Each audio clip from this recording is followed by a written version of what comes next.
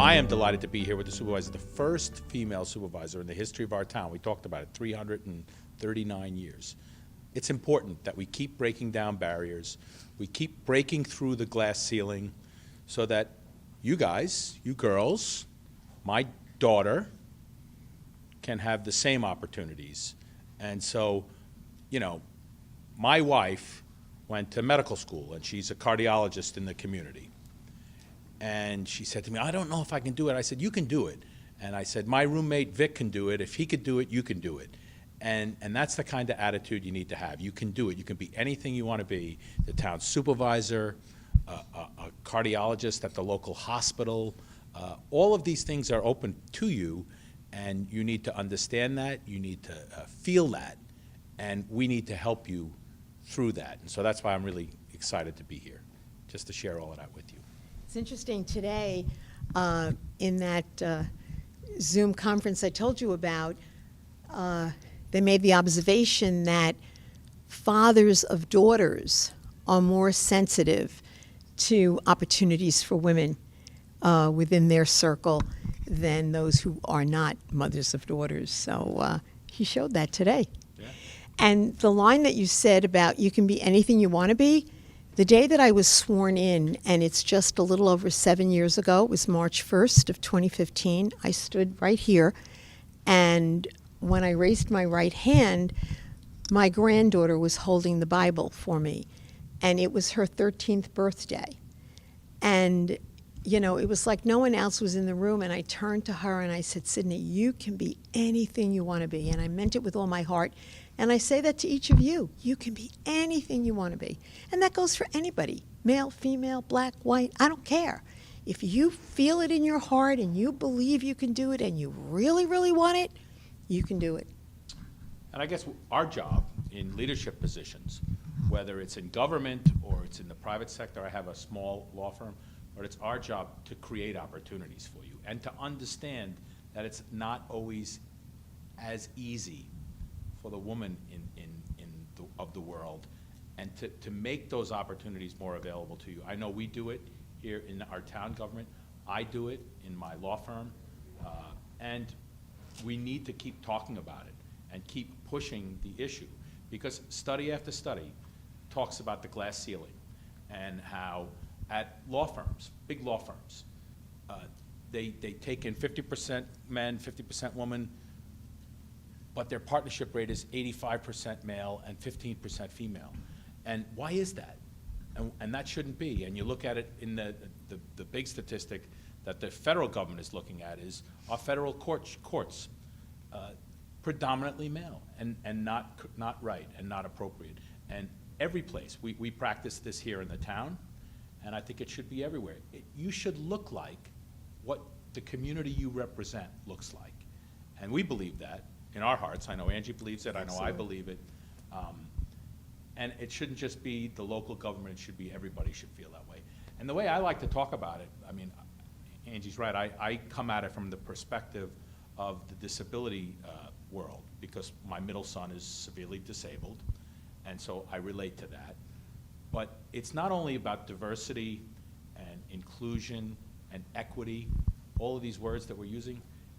It's also about opportunity, but it makes good business sense. When your town looks like the people that you are representing, you are better representing your people, and you are delivering better service. I'm convinced of it. I believe it. I believe it in my soul, and I think that's what we try and do here. And you know, we've done it here for many, many years. Before it was fashionable to subscribe to the theory of idea and diversity and inclusion. Just about 2 weeks ago, I presented a certificate to one of our employees, and I did it quietly. It wasn't a big ceremony because he does have a disability. He is autistic, and it would have made him nervous. He comes in and out of our office almost every day. He works in the mailroom. And there are some times that, you know, I say hello and he just, you know, won't look up. And but he's worked for the town of Islip for 35 years. And he is the most dedicated, one of the most dedicated. We have many dedicated employees. If anyone's watching out there, I don't mean to slight anyone. We really are lucky. But he is so dedicated, and he's here every single day, never late, doesn't run out of the door early, and really, really cares. So this town has made that commitment, for a very, very long time. So I'm really proud to be part of the town of Islip, as all of you should be. Anybody have any questions? Do you work every day? Like, what's your schedule like? Do Oh, I boy. work every day? What's your schedule like? 24/7. Yeah. Well, for the supervisor and the councilman to a certain degree, it is 24/7 because if a fire breaks out and hazmat team is dispensed, I'm going to get a text letting me know about it and what's going on. So we are on call all the time. So But- when we get like a 3-foot snowstorm like we had in January, you can't schedule that. You can't schedule that between 9 and 5. In fact, it happened over Saturday and Sunday, and the Always. supervisor was on TV with the media. She was on the phone. She was at the first response center here in the town, making sure that the town is kept safe. That's one of her primary roles here in the town. So it is round the clock, 24/7, because a lot of these things don't happen between 9 and 5, and you can't schedule them. For sure. For sure. Yes. What kind of schooling and college did you need for your job? Say that again. What kind of schooling and college did you need for your job? I would say the School of Hard Knocks. For those of you who are a little older might understand that a little bit better. Certainly anyone who aspires to be involved in government, as we heard here, you might want to major in political science or law, but it's not a requisite. It certainly is not a requisite. As far as in my particular case, I owned a business, ran a business, was very, very involved in the community, and constantly had people saying, oh, you should run for office. And at one point in time, the opportunity presented itself, and I did run for the county legislature and was successful. But again, the adage of every vote counts really held true then in that particular election, because out of 6,000 votes cast, I won by 41. So it was close, and I had to run the following November because it was a special election, and served in the legislature. And then it's more about, I think, opportunity and being open to challenge. And from the legislature, I was the county's treasurer for a number of years. And when the gentleman who was the supervisor before me was elected to the New York State Senate, there was a vacancy, and the town reached out and asked if I'd consider coming to be the supervisor. So I came in March, was appointed, and I had to run that November. And fortunately, the voters reaffirmed the decision the town board had made at the time, and I was elected and was reelected 4 years later. And God willing, I will be running for reelection next year. You got my vote. Well, thank you very much, Cora. I appreciate that. Unfortunately, the election will be before you're 18, but okay, and I have a feeling Mom's going to listen. Anybody else have any questions for us? Yes. What's your favorite part about your job? Jim, what about you? This is my favorite part. Oh, of my isn't job. it the best? This It is my favorite part of my job, what we're doing right now. I love this. And I'm going to try and make a sales pitch to you guys. You should leave your house every day trying to learn something new. Doesn't matter what it is. It can be in school, it can be in books, it can be anything that you do. But if you come back to your house at the end of the day and you've learned something new that day, then you have developed what I like to call an insatiable quench, an insatiable curiosity of knowledge. You're always trying to learn something new. So when I meet new people and when I get in front of new groups and I learn more about my town, this is my favorite part of my job. And being open to opportunities. And when I say opportunities, you may not realize something is an opportunity, and I'll give you an example. When my kids were young and in Little League, and they needed volunteers to work in the snack shack down at the football field and the baseball field, I was down there selling hot dogs, sodas, popcorn, whatever we were selling at the shack at the time. And I did it for all of the years that they were involved. And fast forward, I'm running for office, and I'm at a supermarket meeting people and shaking hands, and a lady says, "I'm voting for you." And I said, "Well, thank you." And she said, "Yeah, I remember you down at the shack volunteering. I appreciated that." So you just never know. You never know. Pay it forward. Pay it forward. Cora. Cora has a question. Can you believe it? She came prepared. She did. Do you have to do a lot of math for your job? Math? Yeah. Yeah, it's very important what we do. I mean, the supervisor, by definition, in our town law, is the chief fiscal officer of the town. So everything that goes on, and some of the things you never even know about, like our fish hatchery, or our landfills, or our incinerator, everything that touches all of our lives that we don't even think about. And we just think the garbage magically goes away. Nobody wants to know where it goes. But that's her responsibility. And as town board members, one of our principal responsibilities each year is to vote on the town budget. So yeah, math is a huge part of our job. We always have to keep our eye on costs and expenses, much like we do in running our homes. Absolutely. Yes. Would you describe your job as stressful? There are times that it's stressful, but I handle stress well. So you just keep going. You just take every day, as it comes, and you just try to do your best, and it all works out.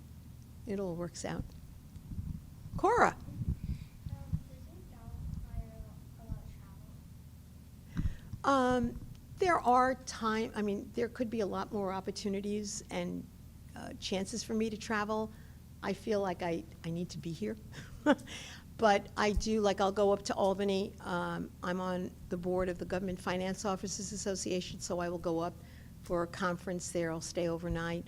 I flew out to Dallas to meet with the head of Southwest Airlines when I first got here, to make sure that the relationship between the airlines and the town was as good as it could be, because at the time it wasn't particularly good. So there are opportunities to travel, but for the most part, I keep my traveling to within the town of Islip. Jim, what about you? I love to travel. I mean, I think we learn a lot from travel. If you're not out there and you're seeing what other people are doing in other places, sometimes it doesn't have to be in the far corners of the world. Sometimes it can be upstate New York, So you hear about things, and I think it helps us in our jobs when we do travel and we do see other areas. There is one of the things that I'm really proud of, and I take really seriously about my job, is to try and keep the community needs to keep moving forward with investments of real dollars from private industry coming into your community. And when you hear about the problems that they're having in other parts of the world, like Western Pennsylvania or upstate New York, it's a lot of times because private industry isn't making those investments. And you don't know about it until you go and you see it, and then you realize, there are right ways and wrong ways to do things. So I'm always trying to encourage communities to move forward, because when you travel, you see those who are kind of left behind, and it's a little bit sad. Yeah. I did do some traveling recently. I went down to Charleston, South Carolina, on Breeze Airways, the new airline that has started servicing out of Islip Airport, albeit I was there for 45 minutes, but I got to meet the mayor and build that relationship and encourage those that are down there in South Carolina. They were very excited. It's the first time they're going to have that kind of access to be able to fly in here to Long Island, and that hopefully will mean more tourists coming in, more tourism dollars. So as the councilman said, travel can be very, very beneficial. But someday I'm going to get down there for more than 45 minutes. It's a great, great city. And now you can fly out of Islip nonstop to Charleston. Not just deliver them our sand from our great beaches, but go and spend some time on their beaches. Exactly. Well, I actually took him bagels. All right, there you go. And I brought him some oysters from our hatchery, packed in dry ice, and it turned out that the mayor absolutely loved oysters, so he was very excited about it. Do you guys, in your troops, do you have like a badge that you have to earn for government and civics and things like that? That's what we're doing right now. Yeah, that's what I thought. Yep. See, I cheated a little. My assistant Krupa, who you guys have met, is involved with you guys, with the Girl Scouts, you girls. So I knew that, but we're hoping that this is helping you not only earn that badge, but exposing you to your local government, because maybe this could be something that you might want to do in the future. And what the supervisor said about just little things involving civics and government, register to vote, get involved in your community. So many people complain about what's going on around them, and they don't participate. They don't even bother to register, and it's heartbreaking, because it's one of your basic, not only rights, but obligations. And so register to vote, and then participate and go and vote. I don't even care who you're gonna vote for, but it matters, because in a race like her first race, and look at everything that she's accomplished from her first race. We had a race this past year, when I say we, I mean here in Suffolk County, in a county legislative district, that was disputed for months, because I think at the end of the day, there might have been 6 or 8 votes separating the two candidates. It matters. It does matter. It does matter. And if you don't vote, you really shouldn't complain if you don't like something. That's your opportunity. Cora, we're going to go this way first. Do you think you'll run for higher positions in the future? I'm going to say no, but you never know. I plan on running for election as the supervisor. That's next year, and we have term limits, so that would be the last time I could run as supervisor. So I would never say never. I will do something else. I don't know if it will be elective, but you got to keep busy. Got to keep busy. Cora? Oh, but I should let Jim answer that question. Can I take the 5th? Yes, as a As a lawyer, lawyer, I he can take the 5th. Okay. No, I don't anticipate running for anything else. I love the job that I have. Why is this a good career path for women? Good or bad? A good career path for women. Is government a good, is that what you're saying? I think it is. I think so, I mean, too. there are so many opportunities, and it doesn't have to be elective office. Maybe eventually you want elective office, but anyone that you know that's looking for employment, I urge them to go to civil service. Go look at that civil service list of tests that are available and take that test and qualify. And you never know what opportunities may present themselves. But always, whatever you're doing, do it to the best of your ability.